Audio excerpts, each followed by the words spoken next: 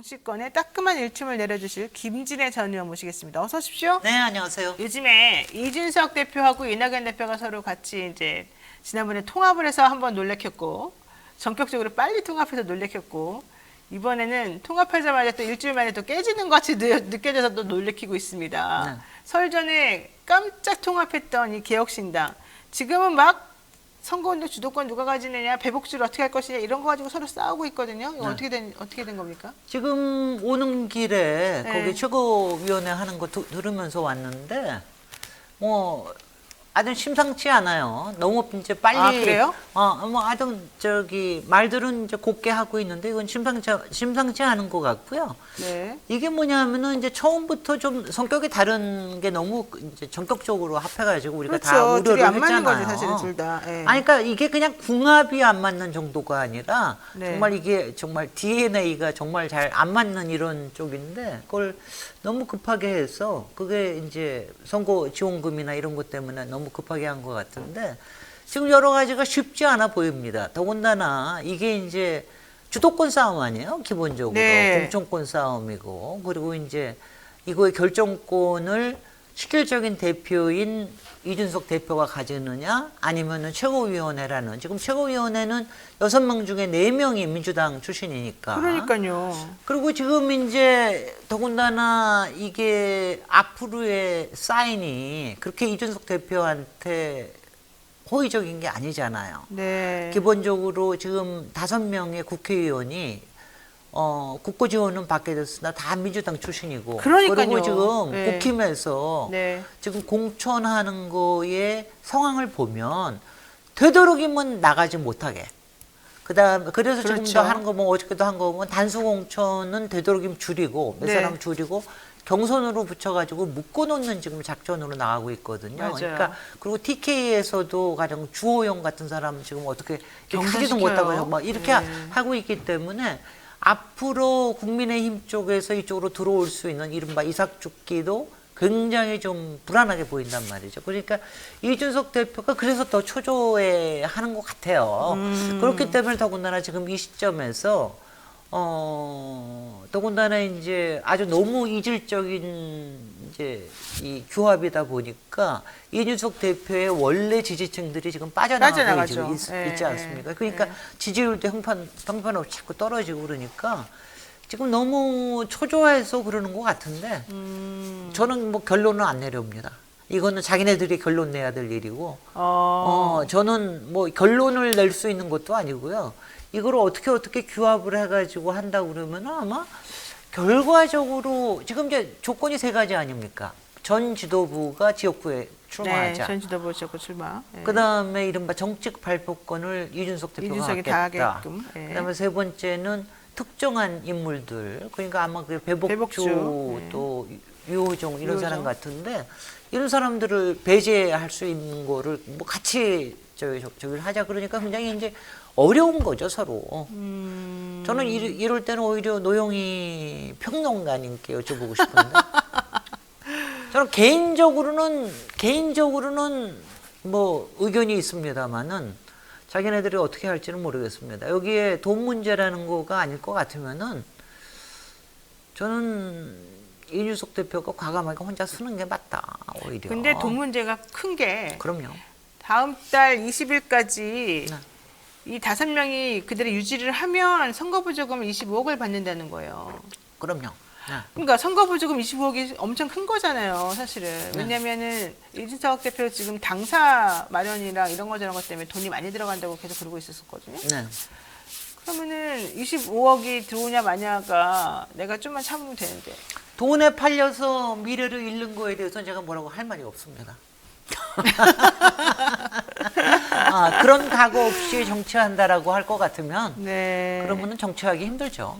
그러니까 사실은 그게 크다면 크고 많다면 많은 돈이긴 한데 정말로 가치가 있는 결정을 내리면 또 그 가치를 보고 응원하는 사람들이 후원도 해주고 또 따라오기 마련이긴 하거든요. 그럼요. 그리고 그거 아셔야 되는 게 가령 뭐 우리가 했던 민생당 예전에 그 보면은 거기는 아마 10몇 명이었어요. 네. 실질적으로 민생당은 아직도 그 덕분에 지금도 굉장히 국고 지원금을 많이 받는데 그렇지만 정치적인 미래가 있습니까? 없잖아요. 없잖아요. 한석도 못 건졌잖아요. 네. 그러니까 지금 이 상태로 가다가는 지역구뿐만이 아니라 지역에서도 건지기 힘들거니와 네. 그다음에 아마 비례에서도 쉽지 않을 수도 있어요. 지금 3+3 해가지고 4%가 나오니까 지금 이런 정도라면 더 떨어질 가능성도 굉장히 높거든요. 여기서 올라갈 수 있느냐 아니냐 조금 충격요법이 필요한 게 아닌가 저는 그런 생각은 듭니다. 충격요법이라 하면 누구에게 충격요법이 필요하다는 거예요? 알아서들 하겠지 뭐. 솔직히. 아니 근데 솔직히 말해가지고 솔직히 그러니까 저는 이준석 대표한테 처음에 상당히 기대를 걸었었기 때문에 지금 굉장히 실망한 상태에서 저는 뭐 지지자는 아니기 때문에 네. 그냥 정치에 대한 희망을 꿈꾸는 사람으로서는 좋은 카드 중에 하나를 잃어버리는 게 아닌가 이런 게 좀 아쉽다는 뜻입니다. 그럼 개혁신당은 조금 그럴 것 같고. 네. 그러면은 어떻게 돼? 결론은 그러니까는 가긴 갈대 끝에 가면 찢어진다 뭐예요? 아니면은 그냥 끝까지 이 상태로 그냥 갈 것이다 이거예요. 지금 상태대로 가면은요. 비례대표 이제 순번 정하고 그러는 과정에서 엄청 난리 날 것 같아요. 파열음 정도가 아닐 겁니다. 근데 보세요. 5명의 의원이 있잖아요. 현역 의원이. 그럼요. 5명의 의원은 어쨌든 전진 배치해줘야 되잖아요. 네. 비례니까. 네. 그분들 사실 그런 거 다 노리고 왔을 가능성이 아니 그분들은 되게 지역을 나가죠. 양양자 의원부터 양양자 해가지고 의원하고 유일하게 양경숙 의원 하나 정도인데 다시 비례대표를 주거나 그러지는 않을 그럼 거고요. 양정수 의원은 어떻게 대우를 해준다는 거예요? 아마 양경숙 의원은 뭐 대우 때문에 가셨던 것 같지는 않고 소속감을 찾아서 가신 게 아닌가. 본인의 효용을 마지막에 한번 증명하고 싶다는 그것 때문이 아니었을까. 원래 저한테 얘기했을 때는 네. 이번에 비례 끝나고 이제 더 이상 국회의원 안 한다는 쪽으로 원래 처음에 얘기를 그럼요. 했었거든요. 개인적으로는. 네. 원래 저도 좀 제가 그렇게 듣고 친해서. 있었습니다. 예. 네. 그런데 갑자기 글로 가서 저는 좀 놀라긴 했어요. 근데 그게 말씀하신 것처럼 내가 좀 효용감 있는 효용성 있는 사람이다. 또 내지는 어쨌든 좀 도움을 좀 주고 싶다. 뭐 이런 것 때문이었을 것 같긴 해요. 그러면 그분은 그냥 거기서 딱 의석수만 주고 자기는 아무것도 안 하고 나오는 거예요? 솔직히 관심 없습니다. 관심 없어요. 여러분들 국민들 중에 관심 있을 사람이 있을까요? 네, 알겠어요.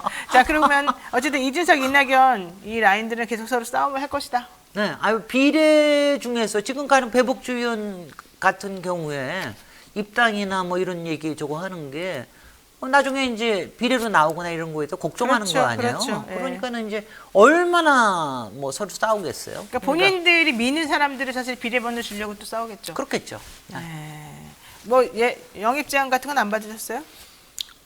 저는 뭐 일찌감치 불출마한다고 다 얘기를 했기 때문에 뭐 지금도 뭐 많은 분들은 이것저것 입지를 합니다만은 꿋꿋하게 평론을 잘해드리겠습니다. 관심 없습니다. 알겠습니다. 자, 그러면 이제 제가 그냥 개별적으로 관심 있는 거 좀 여러 가지 여쭤볼게요. 이현주 의원이 이번에 복당했잖아요, 민주당. 네. 잘한 겁니까? 잘한 거죠.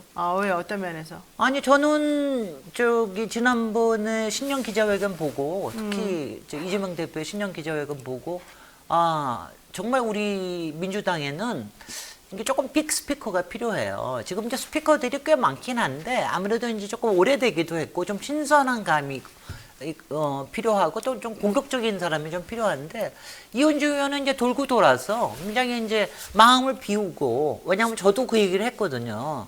이번에 조금 반영이 된 것 같은데 민주당은 좀 깝깝한 점은 있지만 적어도 국민의힘처럼 이렇게 역하지는 않다. 여기는 이제 열심히 싸우고 그 안에서 하면은 상당히 민주적으로 될 수 있다.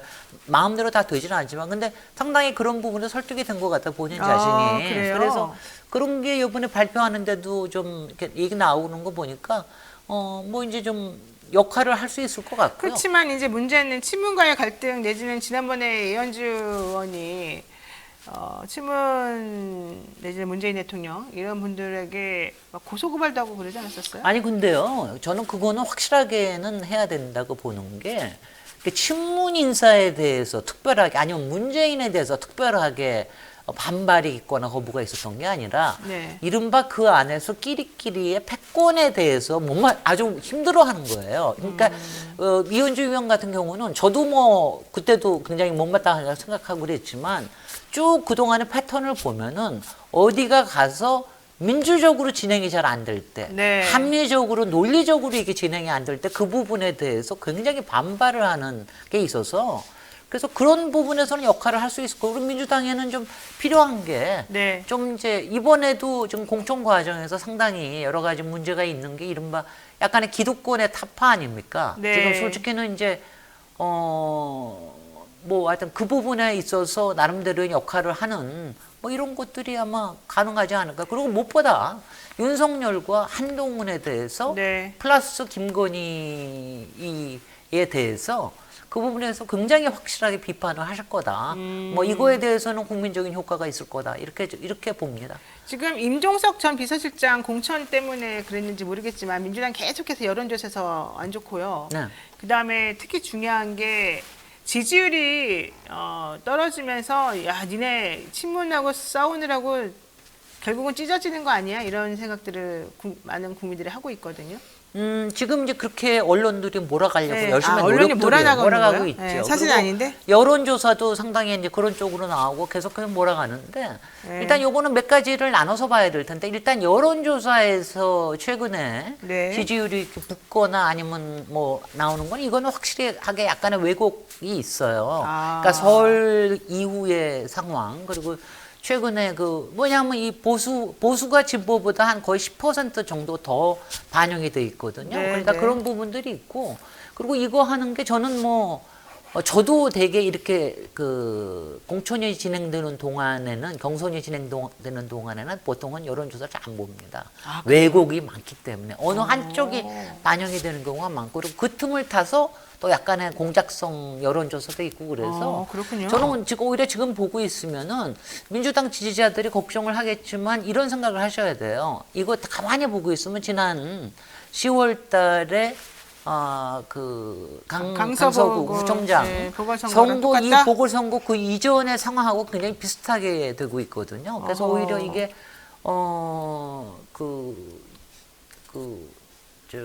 여당에서 오히려 더 경계를 해야 될 상황이다. 오늘도 뭐 여론조사 또 하나 나온 거 보니까 대통령 지지율이 올랐더라고요. 아니, 네, 대통령 올랐어요. 지지율이 거의 오를 게 뭐가 있었어? 거의 40% 육박해요. 김건희 디올백에서 한마디도 안 한 거, 거기다가 그 독일 순방까지 그냥 취소해버리는 이런 거 보고, 이런 걸 보면서 어떻게 지지율이 오르냐고요. 그러니까 뭔가 분명히 왜곡이 돼 있다는 거를 이제 국민들도 좀 이상하게 생각을 할 판이고요. 그 대신 그 다음에 이제 공천 부분에 대한 거, 네, 빨리 이런 거에 해결해야 대한 되지 않나요? 거는, 네. 근데 이걸 빨리 해결해야 되려고 하면 안 됩니다. 그건 왜냐하면 아니에요. 저는 민주당에 지도부나 아니면 이재명 대표께나 이거는 한 번 넘어가지 않고는 도저히 못해요. 왜냐하면 이거는 구조적인 문제입니다. 네. 일단은 여기 의석수가 너무 많고, 민주당이. 그렇죠. 민주당의 의석수가 굉장히 많고, 그리고 그 다음에는 혁신 공천을 해야 될 수요는 굉장히 많습니다. 그렇죠. 국민들이 이거는요 친문이기 때문이 아니라 다선 거기다가 다선 중진에 더군다나 문재인 정부에서 장관이나 고위직을 한 사람들에 대해서는 아유 저 사람들은 여기 더 있어서 뭐 하려고 그러는 거야. 자기 그렇지. 자리 아니면. 그러니까 이게 어느 만큼 정리가 되지 않으면 혁신 공천이라고 생각 안 해요. 그러니까 이런 부분들에 대해서 보여줘야 돼요. 국민들이 보여줘. 그런데 그 사이 과정에서는 파열음이 안 날래야 안 날 수가 없어요. 어떤 분은 미리 자기가 이번에는 안 나가겠다. 후배들한테 길을 터주겠다. 이렇게 얘기하시는 분들도 있지만 네. 또 권유를 받기도 하고 아니면 컷오프에서 상당히 밑에 낮은 점수를 받기도 하고 특히 오늘부터는 개별적으로 다 갈 네, 거기 통보한데 때문에 할미 20%에 대해서. 근데 이거를 다른 방법 없습니다. 넘어가야 됩니다. 근데 이제 여기서 임종석 케이스에 관련된 거는 저는 솔직히 그거는 저도 당원으로서는 굉장히 좀 별로 기분이 안 좋아 보이는데 이거는 갑툭튀 사안이거든요. 갑자기 툭 튀어나온 사안이에요. 원래 임종석 실장이 안 한다 그랬었잖아요, 정치를. 아니 그리고 그 4년 그러니까 전인가 갑자기 5년 튀어나왔어요? 전에 네. 정계 은퇴를 했는데 네. 지금 싹 상황을 보니까 자기한테 유리한 상황에 갑자기 튀어나온 사안이고 유리한 지역구로. 유리한 지역, 더구나 전략 공천 지역. 딱 전략 공천 딱 지역이라고 찍어가지고. 하는 거는 지도부에서 판단을 할 수 있는 그런 부분인데 거기에 들어와서 경선이라도 하게 해달라 이러고 있으니까 네. 굉장히 좀 말하자면 거기에다가 이제 보수 언론들이 짚히는 거 아니에요. 바로 이제 친명 뭐 어쩌고다 뭐 이런 식으로 친명친문으로 이렇게 나눠서 하니까 거기에 또 딱 올라타 버리잖아요, 이 양반이. 그렇죠. 요새 그래서 종편이라 인데 나가지고 막 그런 거인 양 막 얘기를 하고 여기에 뭐 뼈를 묻는다는 식으로 이런 얘기를 하니까 그런 거는 굉장히 저는 구태 정치라고 보고 그런 게 절대로 혁신 공천의 결과라고 보이지는 않을 그렇죠. 겁니다. 저는 이거는 확실하게 있어요. 그러니까 아무리 국민들 눈에 저 양반은 너무 구태야. 너무 오래됐어. 그리고 뭘 더 하려는 거야. 이렇게 보여도 네. 그 사람 아니면 도저히 당선이 안 된다. 그러면 공천해야 해야지. 됩니다. 예, 그러면 해야 됩니다. 경쟁력 표 하나가 굉장히 의석 하나가 중요하게 그럴 그렇죠. 때는 해야 되는 겁니다. 그러나 그렇지 않을 경우에는 혁신 공천의 모습을 당이 보이고 그 사이의 파열에 대해서는 원칙을 가지고 확실하게 얘기를 하는 거는 필요한 거죠. 그렇죠. 네, 그래서 저는 그 과정으로 봅니다. 근데 그러니까 임종석 실장이 좀 개인 욕심을 부리고 있다. 솔직히 그렇게 좀 느껴지긴 해요. 그거는 그거는 우리 노영희 변호사님의 생각이십니다. 말을 저는 워딩을 그런 식으로 하진 않았습니다. 갑툭튀다. 이런 갑툭튀는 정치에서 그렇게 좋은 모습은 아니다. 제가 한 말이랑 틀립니까? 네. 그 얘기가? 아니 이런 거예요. 그러니까 지금이 네. 윤석열 정권 심판이 가장 크지 않습니까? 그러니까요. 그거 하나를 위해서. 근데 네. 적어도 가장 뭐 추미애 장관하고도 비교하고 그러는데 추미애 장관이나 전현희 전 권익위원장이 이런 분들은 윤석열과 계속해서 대립각을 세우면서 윤석열 정권과 대립각을 세우신 분 아니에요. 그러니까 전 정권에서 기용된 인물이라 하지만 분명하게 상징성과 네, 이게 있죠. 있단 말이죠. 네, 네. 근데 임종석 같은 경우에는 어느 계파에 속한 사람일지는 모르지만 뭘 했는지 뭘 했느냐 지난 4년 뭘 했냐고 동안. 도대체. 그리고 조용히 있다가 갑자기 튀어나와가지고 나를 공천하지 않으면 친문이 다 움직일 거다. 이거는 말이 안 거기다가 되는 저는 거죠. 이런 것도 그죠.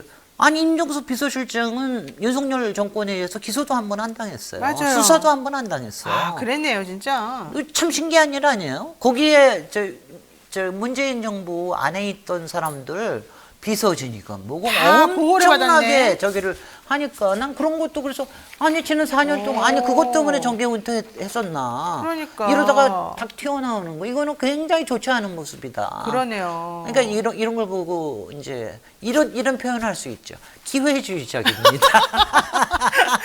내가 한 게 더 그분들에게 좋을 것 같은데 아유 세십니다. 근데 저는 지금 딱 말씀 듣고 보니까 갑툭튀 기회주의다. 말씀 듣고 보니까 네. 민주당에 여전사들이 많다. 오히려 여성들이 더 적극적으로 자신의 목소리를 내고 일관되게 표현하고 일관되게 잘 싸우고 있다. 여성 파이팅. 그러니까 이 생각 안 할 수가 없어요. 솔직히 말해가지고 지금 말씀드린 거 보니까. 자 어쨌든 임종석 갑툭튀 때문에 예, 지금 혼란스럽지만 매도 먼저 맞아야 되고 이건 또 정리를 하고 넘어가야 되는 부분이기 때문에 이런 것들 때문에 언론이 또 부안해동하는 이런 모습에 대해서는 끌려다니지 말아라. 예, 제대로 조금 해야 된다 이런 얘기인 것 같고요. 임종석 공천 뭐 플러스 민주당의 광주니 어디니에서 다 공천이 너무 시끄러울 수밖에 없는 거는 국회의원도 너무 많고 너무 많아요. 예, 이제 그럴 수밖에 없는 구조고 또 네. 국민의힘 같은 경우는 사실은 국회의원 너 하지 마 내가 너 이 자리 챙겨줄게 이런 것도 제안할 수 있지만 민주당은 야당이기 때문에 또 그럴 수도 없고 네. 그러다 보니까 또 문제가 불거지는 것 같은데 그러니까 혁신 공천의 키는 딱 두 가지예요. 하나는 다선 중진위원들의 혁신과 그 다음에 저 호남권의 그렇죠. 혁신. 이거 두 네. 가지이기 때문에 끝까지 밀고 나가셔야 정리는 됩니다. 잘 될 거로 그리고 대안만 된다고 생각한다. 네. 자, 근데 국민의힘은 생각보다 상대적으로 좀 공천 자범이 없어요. 상대적으로 물론 윤핵관으로 불리는 사람 몇 명 지금 뭐 단수 줬다 뭐 어쨌든 시끄럽긴 주진우, 합니다만 해운대 갑의 주진우. 예. 그 사람이 핵심이죠. 그 사람이 윤핵관 중에 윤핵관이죠. 그렇지만 뭐 이원모라든가 석동원이라든가 이런 분들은 이제 안 된 걸 보고 사람들이 야 이거 눈 가리고 아웅이 아니야. 그 사람들이 그렇게 공정하게 하고 있어. 이렇게 또 생각하기도 하고 어떤 게 맞아요? 석동현은 자가 발전이었던 것 같고요. 아, 대통령에 대한 자가발전이었어요? 40년 지기 이런 스스로? 거에 대한 스스로 자가 발전이었던 것 같고, 그다음에 이원모 같은 경우에는 사실은 뭐 윤핵관이라기보다는 오히려 김건희 K라인 쪽이 아니었나. 그런 얘기도 근데 있죠. 그런 부분 아마 이원모를 그때 했었으면 굉장히 문제됐을 겁니다. 석동현. 그래요?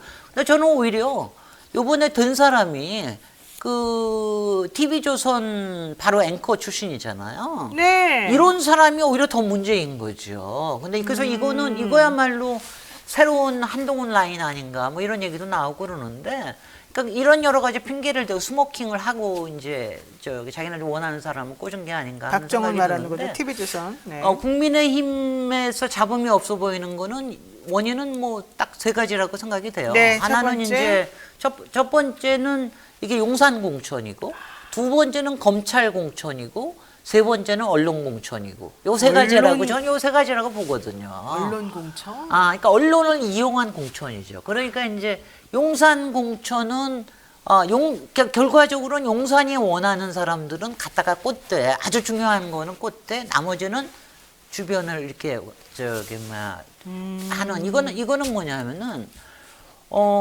용산에서는 자리도 줄 수 있고, 그렇죠. 그 다음에는 또 할 수 있는 거는 여기저기에 지원도 많이 해주고. 하고 수 있잖아요. 네, 그렇죠. 그 다음에 검찰이 가지고 있는 건 뭡니까? 검찰 공천은 정보를 또 가지고 캐비넷을 있어요. 가지고 캐비넷. 있죠. 그 야. 캐비넷 공천. 그 다음에 언론에다가는 뭐냐? 언론은 뭐 지금 이 전체 비대위원장의 별명이 뭡니까? 서초동 편집국장 아니에요. 그러니까 이 뭐 보수 언론을 다 가지고 있으면서 네. 거기에 차근차근 뿌려서 네. 그 첫 번째는 뭐 용해가는 없다. 뭐 하지만 지금 요 며칠 동안에 그저 어저께 단수공천 나온 거 보면 영남권 뭐 이건 TK 보면은 뭐 이거예요. 이거 용산공천이라고 하는 거 핵심이 뭐냐면은 네. 김건희 특검에 반대하는 사람을 나오지 않게 할 것. 그 다음에는 개혁신당으로 넘어가지 않게 할 것. 그러니까 김건희 특검에 찬성하는 사람이 나오지 않는. 혹시 나올까봐. 네, 그래, 그렇죠. 그거 하고 네. 그 다음에는 개혁신당 이준석한테 넘어가지 않게 할 것. 그렇죠. 요거 두 가지 때문에 그렇기 때문에 그동안 이제 어떤 사람 몇 사람들은 뺐잖아요. 김태호라든가 또 뭐죠? 조혜진. 조혜진. 네. 그다음에 또 한 사람 김기현도 이런 사람 그렇죠. 영남에서는 네, 돌렸고. 네, 네. 그다음에 TK에서는 돌리려고 그러는데 주호영. 지금 안 되니까 네, 주호영은 주호영. 돌리려고 그러는데 지금 잘 안 되고 있는 버티고 거 아니에요? 있죠, 버티고 사실은. 있는 거 아니에요? 근데 네. 거기도 왜냐하면 주호영이 만약 이준석 신당으로 넘어가거나 무소속으로 간다고 그러면은 이건 그러면 상징적인 가면은 의미가 크죠. 엄청납니다. 무소속은 그러니까 이제 그거를 위해서 막고. 지금 이제 그거를 하고 언론으로 그걸 막아주는 네. 그런 거기 때문에 네. 이게 다 끝나고 나면 딱 보일 겁니다. 그래서 어저께 딱 나온 거 보면 네. 주진우, 주진우. 그 다음에 TK에서는 그 원내대표 윤재호. 윤재호, 네, 네. 그 다음에 뭐 김도우, 부산의 김도우, 네. 완전히 윤핵관 중에 윤핵관, 강원에서는 유상범. 딱 이렇게 윤핵관들을 딱 지금 다 해줘. 찐핵관이라고 하는 사람들을 지금 다 배치하잖아. 단수공천으로.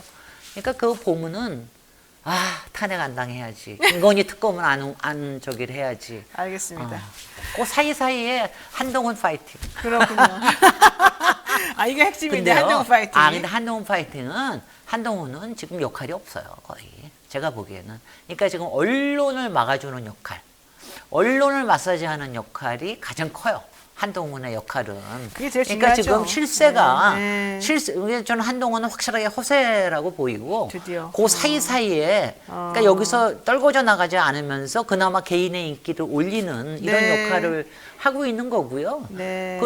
그러면서 이제 지금 뭘 저기 하게 그나마 수도권에서 네. 자기 사람들을 여기저기에다가 험지에 보내잖아요. 네. 이 사람들이 나중에 우군이 될지도 모른다. 이런 정도만 가지고 있고요. 그렇죠. 그러니까 한동훈은 그러면서 여기서 하는 일이 뭡니까?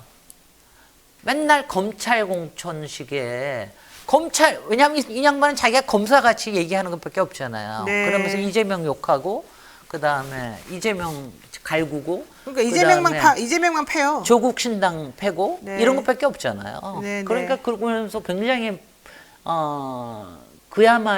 그야말로 여당의 대표 입에서 나오는 말이라고는 할 수 없는 네. 그런 막말과 망언으로 이런 걸 하잖아요. 알겠습니다. 그러니까는 지금 역할은 거기까지입니다. 역할 거기까지다. 네. 자, 조국 신당이 네. 나 열린민주당 같은 스탠스를 취하겠어. 나 열린민주당 같은 역할을 내가 해야 되겠어라고 합니다. 네. 그리고 지금 심상치 않아요. 여러 가지 분위기상 민주당 지지자들 중에 이제 찐 강성 민주당원들이 조국 신당을 또 지지한다. 난 비례는 조국 신당을 지지해라는 사람들이 또 이제 막 나왔어요. 이거 어떻게 보십니까? 아니 그러니까 이것도 그냥 관심을 끄자. 끄자고요? 왜냐면 제가 관심을 끄자 그러는 건 뭐냐면은 네. 뭐가 나눠진다 뭐 이렇게 하는 거 생각을 할 필요가 없다. 왜냐면 지난번에도 더불어시민당 이른바 위성정당이라고 하는 더불어민주당의 더불어시민당과 열린민주당의 경쟁이 있었지만 그리고 더불어시민당으로는 몰빵이라고 하는 게 굉장히 네. 강력하게 작용했지만 네, 여전히 네. 상당한 강성 지지자들은 열린민주당을 지지를 네. 했거든요. 네. 그러니까 이번에도 마찬가지일 거예요. 그러니까 네. 오히려 더불어민주당에서 조국 신당을 이렇게 자꾸 너무 멀리하고 그러면 오히려 동정표가 그쪽으로 갈 수가 있어요. 오히려. 동정표가 하고 그리고 중도층에서도 적어도 조국이 흠결은 있을지 모르지만 저렇게까지 당할 일은 저거는 검찰 독재다. 그러면 결국에는 조국 신당하고 민주당이 같이 손을 잡아야 되는 거 아닙니까? 아니 비례로? 손을 잡고 말고가 없는 게 없어요? 그냥 알아서 찍게 하면 돼요. 아니 그러면은 알아서 찍게 하면. 민주당의 비례연합정당에 찍을 것들이 뭐 위성정당이랑 불리우는 그분들의 표하고 조국 신당 표하고 갈릴 거잖아요. 그렇게 되면 오히려 민주당이 갈려도 지금 그게 줄어드는 거 아닌가? 비례로 저걸 하는 경쟁을 하는 거기 때문에 물론 아직 지역에 대해서는 특별하게 뭐 몇 사람 나오거나 이러지는 않고 조국 대표조차도 사실 얘기를 안 하고 있기 때문에 모르지만 저는 뭐 결과적으로는 비례라고 그럴 것 같으면 더하기 하면 그 사람이거든요. 다만 우리가 걱정해야 될 거는 이거예요.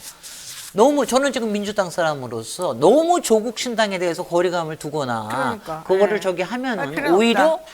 동정표가 갈 거다. 거기다가 조국 신당이 나옴으로 해서 좋은 건 뭐냐면은 저 한동훈의 실체를 정확하게 보여주고 있거든요. 그러니까 오히려 조국 신당은 한동훈과 윤석열과 검찰 독재의 이 무도함에 대해서 증언하는 공격하는 그 역할을 확실하게 하고 오히려 민주당의 그 이재명 대표의 이거는 뭐냐면 윤석열 정권의 무능과 부패를 부패에 대해서 정확하게 공격을 하는 이런 쪽으로 가서 실용적인 걸로 가면은 이거는 서로 굉장히 알 수 있는 거고 괜히 저쪽에 표 더 많이 가잖아요. 저는 뭐 기본적으로 조국 신당이 지난번에 열린민주당이 5% 얻었거든요.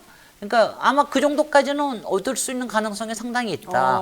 그 과정에서는 아마 중도 쪽에서도 꽤 많이 넘어올 거다. 네. 그런 역할을 해야 된다. 어저께 조국 대표가 나와서 얘기하는 거 보니까 말도 잘하고 아니 말 잘하는 거는 뭐 있어요? 있나 품위가 있는 것보다도 그러니까 새로운 신당의 조국 신당의 목표를 확실하게 세웠더래. 강소 신당이다. 강하고 작지만 강하다. 강소 신당이다. 그러니까 그런 역할. 오히려 민주당은 덩치가 크고 중도까지 굉장히 해야 되기 때문에 신중하고 진중하고 조심스러워야 되지만 조국 신당은 오히려 공격형이 될 수 있다. 네. 그리고 솔직히 이재명 대표가 막 나가서 공격하기는 좀 그렇잖아요. 그렇죠. 그런 게 조국 대표가 해주면 그건 좋은 거죠. 알겠습니다. 그래서 저는 뭐 상당히 그런 점에서 라포르가 잘 맞을 수 있다 생각해요. 알겠습니다. 네. 네, 오늘 여쭤보고 싶은 말이 많았는데 일단 한 두 가지 빼놓고는 다 여쭤봤어요. 여기까지 오늘 말씀 듣고 또 다음 기회에 또 뵙도록 하겠습니다. 오늘 말씀 고맙습니다. 고맙습니다.